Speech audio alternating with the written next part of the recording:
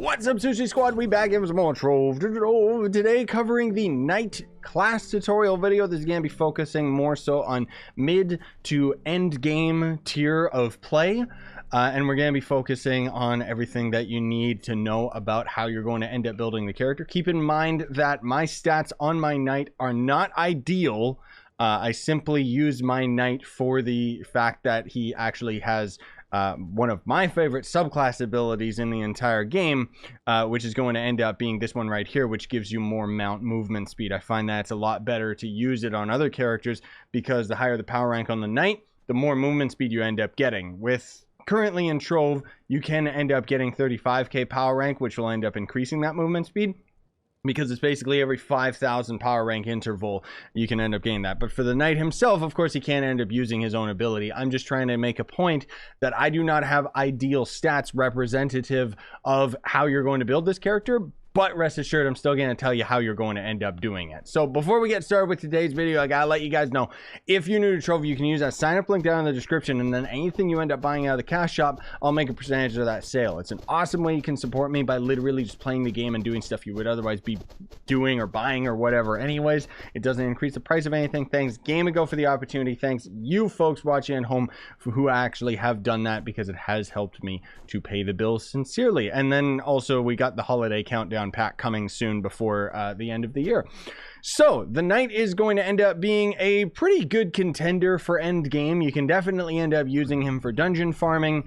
You can use him for delves, but he's not going to end up outclassing any of the other classes. The thing about the Knight is that I feel he's a very underestimated character, where he's a lot stronger than people give him credit for, especially once you get his class ability. The Knight did end up having a rework, so the classes that slowly have gotten reworks have kind of bumped up their damage and their skills and everything like that to actually work with the other characters at the end of the game. And the Knight is no exception. The Knight actually is quite a powerhouse, believe it or not.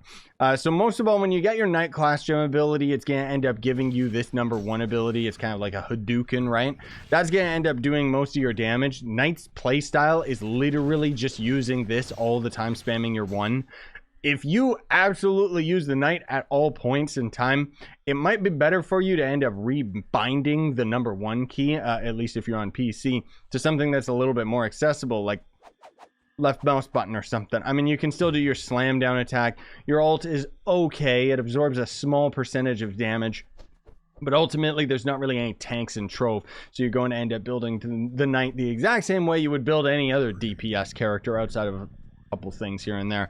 So as per your gear, what you're going to be going for on them is probably movement speed, attack speed if you're trying to do normal dungeon farming. But if you absolutely want all of that damage, you're going to actually sacrifice probably attack speed, honestly speaking, just for crit damage.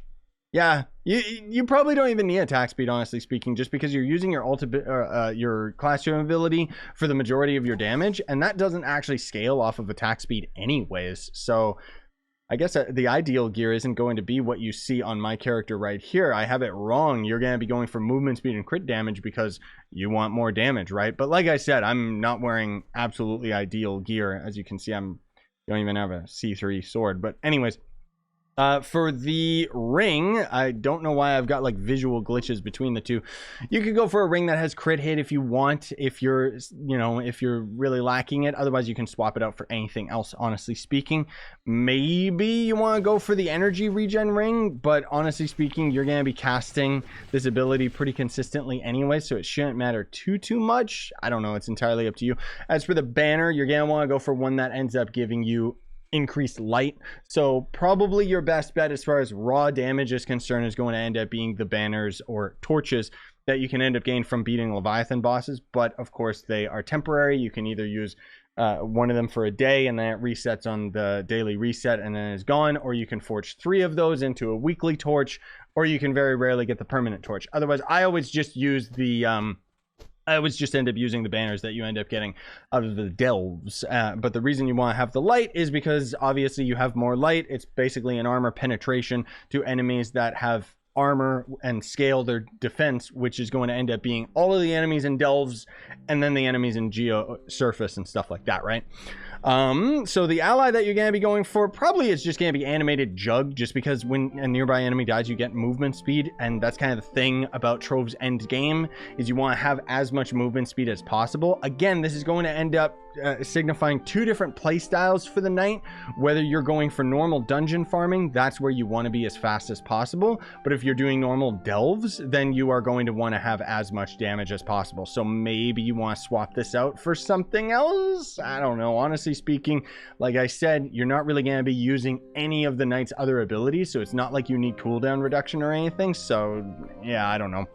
And then I always just use Death Defying. That's kind of my go-to, just because almost all of the end game enemies are going to one-shot you, so long as you've built your character properly and don't end up having any health whatsoever, because you're going to end up being all DPS, all damage, right? You're not going to end up being a tanky character, but you can swap it out for some other flask if you want. Death Defying is just going to be your easiest bet, just because it gives you the invulnerability of, well, you die, it consumes a potion, and there's no cooldown to it whatsoever.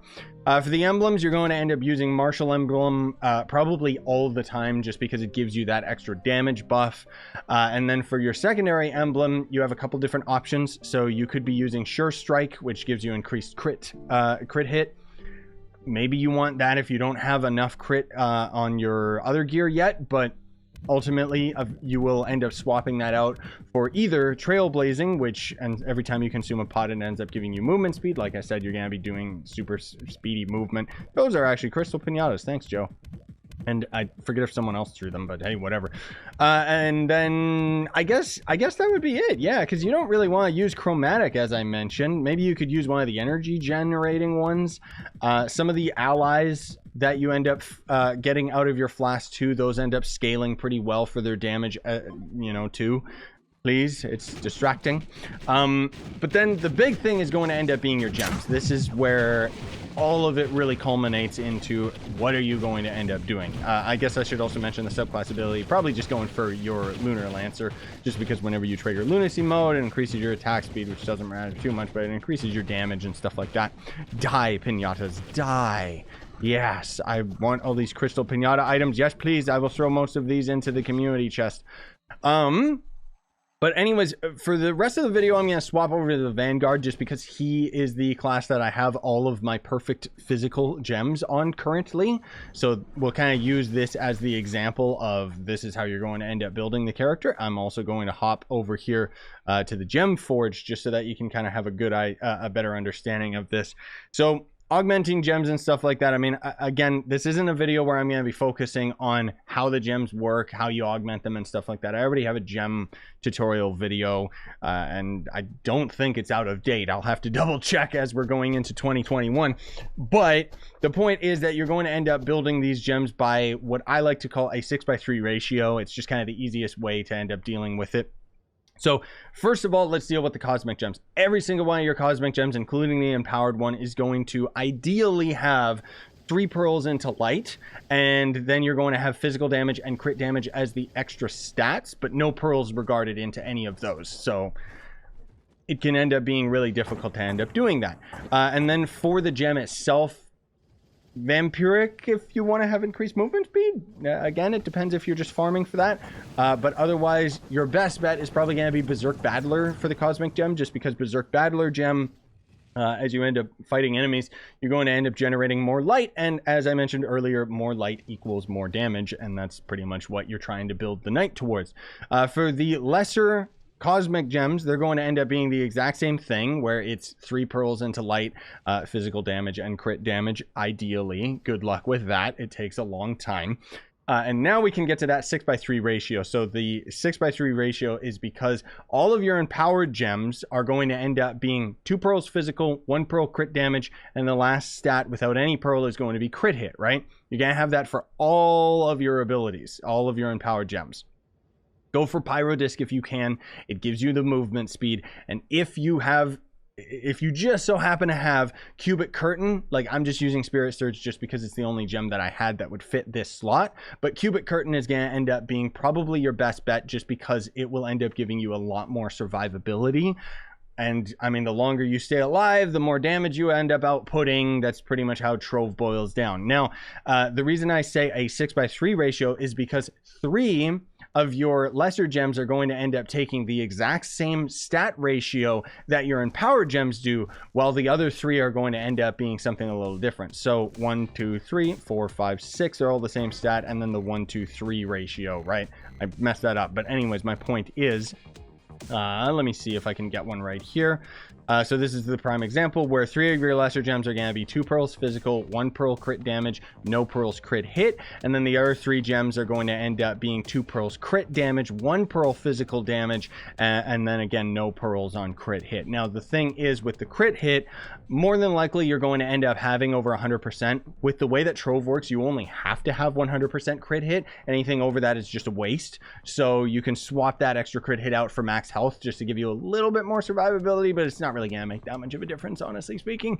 And yeah, I think that pretty much ends up covering it ultimately. That's the thing, is for those of you that have kept up with the channel for a very long time already know that basically any of these class tutorial videos, they pretty much all build the exact same way, which is kind of what's both fun and simple, but a little disappointing about Trove in general, is that all of the characters pretty much build up the exact same way. The difference is some of them are more effective for farming dungeons, some of them are more effective for farming delves.